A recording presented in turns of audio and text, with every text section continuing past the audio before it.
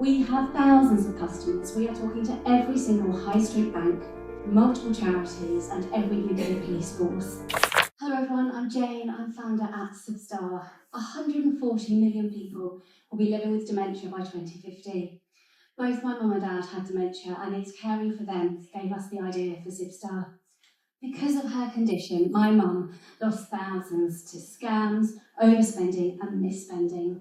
We decided there had to be a better way, so we built SIBSTAR. The vulnerable adult has the debit card that is loaded with money, and then their caregiver has the app on their phone, which is where they can set how and where that money is used.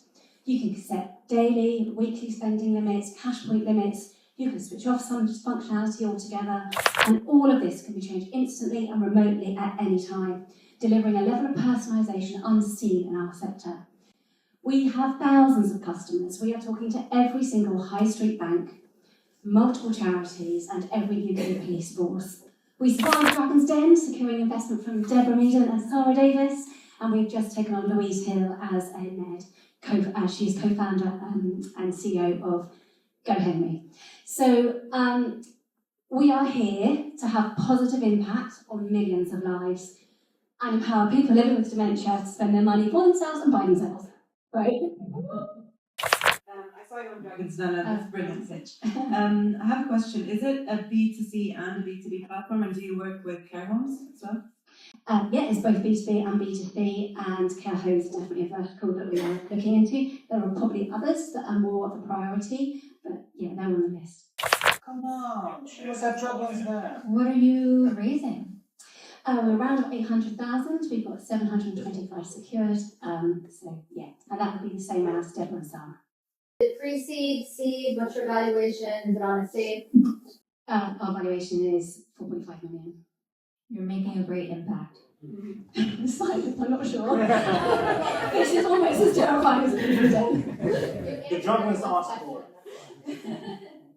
Just to break the ice, I want to ask you something that regarding the social impact. What can you imagine, what you can achieve with the business? Settle on the financial side, but like in social, in the long run, 5 years, 10 years.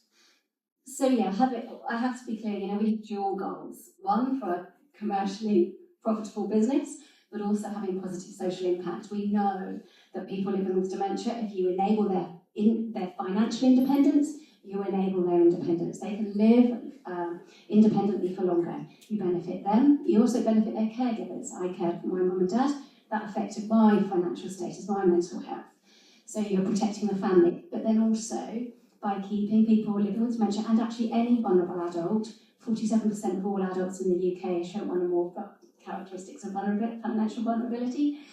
We empower those communities and empower society to understand this condition and have that positive impact. Hi Jane, thanks for the presentation. Similar actually to the last one, just would love to understand with this funding, what are the milestones you're aiming for in terms of users, how you're thinking about scaling it, and potentially, is there a particular sort of inflection point you see which would really move the needle around what you're doing? Yeah, so the money would go to our go-to-market strategy, building our customer service team. Customer service is really important to us. They absolutely sit at the heart of our business. UK team pick up the phone to our customers every single day, and we're committed to delivering a best-in-class customer service, better than any of the other banks. It's a real pain point for families. So yeah, customer acquisition is key now. We're accelerating that growth. Just in terms of, do you have an idea in terms of the numbers that you want to hit as you're going, just particularly with this funding round afterwards? Yeah, so 5,000 customers with this funding round, and then this week planned it for 5 years. I can go through it if you want to.